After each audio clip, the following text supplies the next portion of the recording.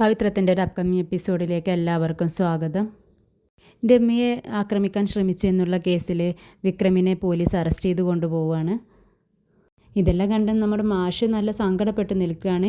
ഈ വീട്ടിൽ നിന്നും അവനെ പുറത്തിറക്കാൻ വേണ്ടി ആരും തന്നെ പോവരുത് എന്ന് പറയുകയാണ്. ഇത് കേൾക്കുന്ന കമലാമ്മ കരഞ്ഞുകൊണ്ട് പറയുന്നുണ്ട്, മാഷേ എന്തു വന്നാലും അവൻ നമ്മുടെ മോനല്ലേ, അവനിങ്ങനൊരു തെറ്റും ചെയ്യില്ല, എനിക്കത് ഉറപ്പാണ്.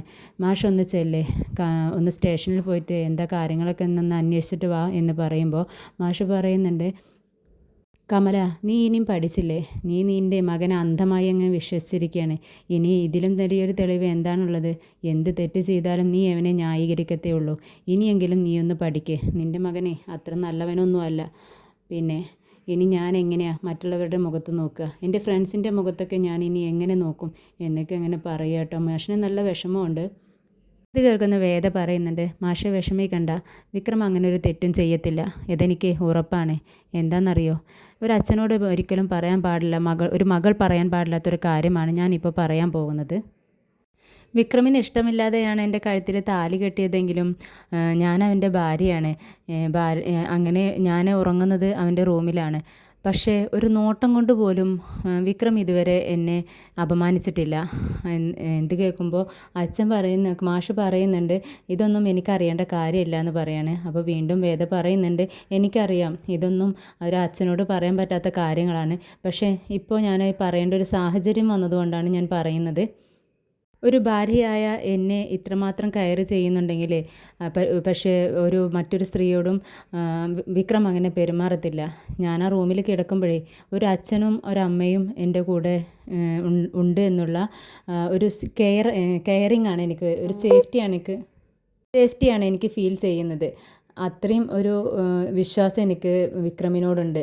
അതുകൊണ്ട് വിക്രം ഒരിക്കലും ഈ തെറ്റ് ചെയ്യില്ല എന്ന് എനിക്ക് ഉറപ്പുണ്ടാച്ചാ എന്നിങ്ങനെ പറയുന്നുണ്ട്. ഇത് കേൾക്കുന്ന മാഷ് ചോദിക്കുന്നുണ്ട്, അപ്പോൾ ഇൻസ്പെക്ടർ വന്ന് ഡോറ് തുറന്നപ്പോൾ വിക്രം അതിൻ്റെ ഉള്ളിൽ നിന്നും വന്നത് തല താഴ്ത്തിക്കൊണ്ടാ, അത് നീ കണ്ടതല്ലേ, അപ്പോൾ അതൊക്കെ വെറുതെ ആണോ എന്ന് ചോദിക്കുന്നുണ്ട് മാഷ്. അപ്പോൾ വേദ പറയുന്നുണ്ട്, അതിലെന്തോ ഒരു കള്ളത്തരം ഉണ്ടാച്ചാ, എന്തോ സംഭവിച്ചിട്ടുണ്ട്. അപ്പോൾ ശ്രീജയും പറയുന്നുണ്ട്, ഞാനും അത് തന്നെയാണ് ആലോചിക്കുന്നത്, വിക്രം ഒരിക്കലും ഇങ്ങനൊരു തെറ്റ് ചെയ്യത്തില്ല. അപ്പോൾ വിഷുവും പറയുന്നുണ്ട് കേട്ടോ, എന്തോ അച്ഛാ അതിലൊക്കെ എന്തോ ഒരു പ്രശ്നമുള്ളതായിട്ട് എനിക്കും ഫീൽ ചെയ്യുന്നുണ്ട്. ഇത് കേൾക്കുന്ന മാഷ് പറയുന്നുണ്ട്, നിങ്ങൾ എന്ത് പറഞ്ഞിട്ടും കാര്യമില്ല, ഞാൻ അതൊന്നും വിശ്വസിക്കത്തില്ല. അതെ, അവൻ്റെ അടുത്തേക്ക് ചെല്ലുന്നതിന് മുൻപ് തന്നെ അവിടെ എല്ലാം ബിയറിൻ്റെ സ്മെല്ലുണ്ട്, അങ്ങോട്ട് അടുക്കാനേ പറ്റുന്നുണ്ടായിരുന്നില്ല. അതൊക്കെ നിങ്ങൾ അറിഞ്ഞതല്ലേ, എന്നിട്ടും നിങ്ങളിങ്ങനെയാണോ പറയുന്നത്? അവനെ കള്ള് കുടിച്ചപ്പോഴേ അവൻ്റെ ബോധം പോയിട്ട് ആ പെൺകുട്ടിയുടെ അടുത്ത് ചെന്നിട്ടുണ്ടായിരിക്കും, അതായിരിക്കും നടന്നിട്ടുണ്ടാവുക. എന്നാലും ആ പെൺകുട്ടിയോട് അവനിങ്ങനെ ചെയ്യണ്ടായിരുന്നു. ഏട്ടാ ഏട്ടാ എന്നും വിളിച്ചുകൊണ്ട് പിന്നാലെ നടന്ന ഒരു പെൺകുട്ടിയല്ലേ അത് എന്ന് പറയാണ് മാഷ്. ഇത് കേൾക്കുന്ന അമ്മയും കരയുക കേട്ടോ, കമലാമ്മ കരയുന്നുണ്ട്. എന്നിട്ട് പറയുന്നുണ്ട്, മാഷേ നമ്മുടെ മോനല്ലേ, ഇങ്ങനെയൊന്നും പറയല്ലേ, അവനത് ചെയ്യില്ല എന്ന് പറയുകയാണ്. പക്ഷേ ഇതൊക്കെ കേട്ട് നമ്മുടെ നന്ദിനി കുത്തിത്തിരിപ്പ് ഉണ്ടാക്കാൻ നോക്കുക കേട്ടോ. നന്ദിനി പറയുന്നുണ്ട്, വേദ നീ വല്ലാണ്ട് സംസാരിക്കൊന്നും വേണ്ട, അച്ഛൻ പറഞ്ഞതാണ് ശരി. എല്ലാവരും അവൻ്റെ സ്വഭാവം ഇപ്പോഴാണ് പുറത്ത് വന്നത്, നമ്മൾ അവനൊക്കെ നല്ല പിള്ളയാണെന്ന് പറഞ്ഞുകൊണ്ട് ഇരിക്കുകയായിരുന്നു, അവൻ്റെ യഥാർത്ഥ സ്വഭാവം ഇപ്പോഴല്ലേ അറിയുന്നത് എന്ന് പറയുന്നുണ്ട്. പിന്നീട് ജയിലിലെ വിക്രമിനെ ഇൻസ്പെക്ടർ നന്നായി ഉപദ്രവിക്കുക കേട്ടോ. അവനെ പറയുന്നുണ്ട് വിക്രം, സാറേ ഞാൻ ഒന്നും അറിഞ്ഞതല്ല, ഞാനൊന്നും ചെയ്തിട്ടില്ല എന്നിങ്ങനെ പറയുമ്പോഴേക്കും അതൊന്നും കേൾക്കാനുള്ളൊരു മനസ്സ് കാണിക്കുന്നില്ല ഇൻസ്പെക്ടർ. പിന്നീട് രമ്യ പെറ്റീഷൻ കൊടുക്കാൻ വേണ്ടിയിട്ട് അങ്ങോട്ട് വരുന്നുണ്ട്. അപ്പോൾ ഇൻസ്പെക്ടർ കോൺസ്റ്റബിളിനെ വിളിച്ചിട്ട് പറയുന്നുണ്ട്, ആ കുട്ടി പെറ്റീഷൻ തരുമ്പോൾ താങ്കളത് ഒരു ജാമ്യം കിട്ടാത്ത വകുപ്പുകളൊക്കെ അതിൽ എഴുതി ചേർത്തേക്കണം, ആ കുട്ടി അത് അറിയണ്ട എന്ന് പറയുകയാണ്. ഇവനിവിടെ നിന്നും പുറത്തിറങ്ങാൻ ഇനി പാടില്ല, അങ്ങനെയുള്ളൊരു അവനെ പൂട്ടണം, കുറേ കാലമായി അവനെൻ്റെ കയ്യിൽ കിട്ടാൻ വേണ്ടി ഞാൻ കാത്തിരിക്കുകയായിരുന്നു എന്ന് പറയുന്നുണ്ട്. പിന്നീട് വേദയാണെങ്കിൽ ആ രാത്രി തന്നെ പുറപ്പെടാൻ നിൽക്കുക കേട്ടോ വിക്രമിൻ്റെ അടുത്തേക്ക്. അപ്പോൾ അമ്മ തടയുന്നുണ്ട്, എന്താ നീ ചെയ്യുന്നത്, ആൺപിള്ളേർ പോകുന്ന പോലെ നീയും പോവാണോ, എനിക്കൊരു സമാധാനം ഉണ്ടാവില്ല ഇവിടെ. വിക്രമിനെ കുറിച്ചാണെങ്കിൽ പുറത്തൊരു വിഷമം, പിന്നെ നീ പോയിട്ടുണ്ടെങ്കിൽ നീ വരുന്നത് വരെ നിന്നെ കാണാത്ത വിഷമമായിരിക്കും, എനിക്ക് വയ്യ മോളെ ഇങ്ങനെ ആദ്യ പിടിക്കാൻ, നീ പോണ്ട, രാവിലെ പോവാമെന്ന് പറയുകയാണ്. അപ്പോൾ ശ്രീജയും പറയുന്നുണ്ട്, വേണ്ട വേദ, ഈ സമയത്ത് ഒറ്റയ്ക്ക് സ്റ്റേഷനിലേക്ക് ചെല്ലണ്ടെന്ന് എന്ന് പറയണത്. പക്ഷേ നമ്മുടെ വേദയ്ക്ക് അത് ആലോചിച്ചിട്ടൊരു സമാധാനവും ഇല്ല കേട്ടോ. എന്നിട്ട് പറയുന്നുണ്ട്, ശരി നിങ്ങളങ്ങനെ പറയുകയാണെങ്കിൽ ഞാൻ രാവിലെ പോകുന്നുള്ളൂ, പക്ഷേ വിക്രം ഒരു തെറ്റും ചെയ്തിട്ടില്ലാന്ന് ഞാൻ തെളിയിക്കും അമ്മയെന്ന് അമ്മയ്ക്ക് വാക്ക് കൊടുക്കുകയാണ്. അപ്പോൾ അമ്മ പറയുന്നുണ്ട്, നീ എങ്ങനെ തെളിയിച്ചാൽ ഈ ലോകത്ത് ഏറ്റവും കൂടുതൽ സന്തോഷിക്കുന്ന ഒരു വ്യക്തി ഞാനായിരിക്കുന്നു കമലാമ്മ പറയുന്നുണ്ട്. പിന്നീട് വിക്രമിനെ ലോക്കപ്പിലിട്ട് 2-3 പോലീസുകാരിട്ട് തല്ലുന്നതാട്ടോ കാണിക്കുന്നത്. വിക്രമാണെങ്കിൽ വേദന കൊണ്ട് പുളയുന്നുണ്ട്. ഞാനൊന്നും ചെയ്തിട്ടില്ല, ഞാനൊരു തെറ്റും ചെയ്തിട്ടില്ല സാറേ എന്ന് വിളിച്ച് പറയുന്നുണ്ട്. പക്ഷെ അവരാരും അത് തന്നെ ഒന്നും കേൾക്കുന്നില്ല. പിന്നീട് ശ്രീജയെയും വിശ്വത്തെയും കാണിക്കുന്നുണ്ട്. ശ്രീജ വിശ്വത്തോട് ചോദിക്കുന്നുണ്ട്, നിങ്ങളുടെ അനിയൻ അതായത് നമ്മുടെ വിക്രം ഇങ്ങനൊരു തെറ്റ് ചെയ്തിട്ടുണ്ടെന്ന് നിങ്ങൾക്ക് തോന്നുന്നുണ്ടോ എന്ന് ചോദിക്കുകയാണ്. വിശ്വം ചോദിക്കുന്നുണ്ട്, അതെന്താ നീ ഇപ്പം അങ്ങനെ ചോദിക്കുന്നത്? അല്ല നിങ്ങൾ പറയേ, ഞാൻ അച്ഛനെ ഉറച്ചു വിശ്വസിക്കുന്നു അവൻ തെറ്റ് ചെയ്തെന്നുള്ളത്, നിങ്ങൾക്ക് എന്താ തോന്നണമെന്ന് ചോദിക്കുകയാണ്. അപ്പോൾ വിശ്വം പറയുന്നുണ്ട്, അത് ഒന്നും പറയാൻ പറ്റത്തില്ല ശ്രീജ. എന്താണെന്ന് വെച്ചാൽ ബിയറിൻ്റെ നല്ല സ്മെല്ലുണ്ടായിരുന്നു, അതെങ്ങനെ അവിടെ വന്നു? പക്ഷേ അവൻ കുടിച്ചിട്ടുണ്ടെന്നുണ്ടെങ്കിൽ അവൻ ഇങ്ങനെയല്ല അവൻ്റെ പെരുമാറ്റം ഉണ്ടാവുക. ഇതവൻ നല്ല ബോധത്തോടെയാണ് നിന്നിരുന്നത്. അത്രയും കുടിച്ച് പൂസായിരുന്നെങ്കിൽ അവനക്ക് നടക്കാനോ സംസാരിക്കാനോ കഴിയില്ലായിരുന്നു. പക്ഷെ അവൻ നല്ല ആരോഗ്യത്തോടെയാണ് അവൻ നടന്നു പോകുന്നത്. അപ്പോൾ അതിലാണ് എനിക്ക് സംശയമുള്ളത് എന്നിങ്ങനെ പറയുകയാണ്. അപ്പോൾ ശ്രീജ പറയുന്നുണ്ട്, അത് തന്നെയാണ് ഞാനും പറയുന്നത്, വിക്രമിനെ ആരോ എങ്ങനെയോ ചതിച്ചിട്ടുണ്ട് എന്നിങ്ങനെ പറയുമ്പോൾ വിശ്വം പറയുന്നുണ്ട്, എന്തായാലും രാവിലെ വേദ ചെന്ന് അന്വേഷിക്കാമെന്ന് പറഞ്ഞിട്ടുണ്ടല്ലോ, നമുക്ക് നോക്കാമെന്ന് പറഞ്ഞ് അങ്ങനെ ഉറങ്ങുകയാണ്. പിന്നീട് വിനായകനെയും നന്ദിനിയാണ് കാണിക്കുന്നത്. നന്ദിനി ഇങ്ങനെ വിനായകനായിട്ടൊരു കുത്തു കേട്ടോ. എന്നിട്ട് തലയ്ക്ക് ഇങ്ങനെ 2 കൊട്ട് കൊട്ടിയിട്ട് ഇങ്ങനെ പറയുന്നുണ്ട്, അതെ നിങ്ങളുടെ അനിയനുണ്ടല്ലോ, അവൻ്റെ തനി മുഖം ഇപ്പോഴല്ലേ വെളിച്ചത്തായത്. എന്തായാലും അവൻ ഇങ്ങനെയുള്ളൊരു സ്വഭാവക്കാരനാണെന്ന് ഞാൻ അറിഞ്ഞിരുന്നില്ല.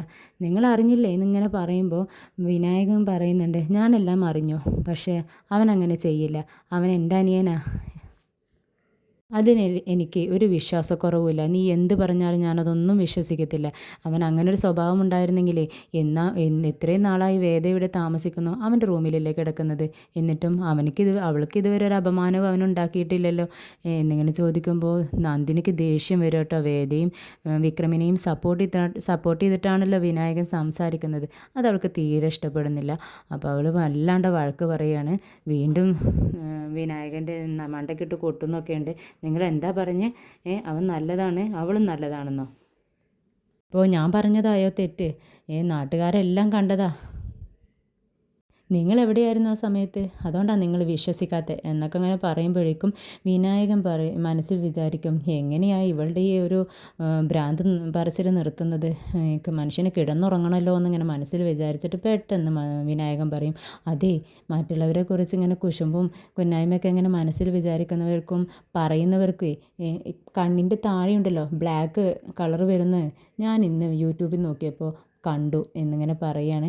അപ്പോഴേക്കും നന്ദിനിക്ക് പെട്ടെന്നങ്ങ് ആദിയാവുകയാണ്. അയ്യോ അങ്ങനെയൊക്കെ ഉണ്ടോ, ഞാൻ അറിഞ്ഞില്ല കേട്ടോ എന്നും പറഞ്ഞ് ഓടിപ്പോയി കണ്ണാടിയിൽ നോക്കുക കേട്ടോ.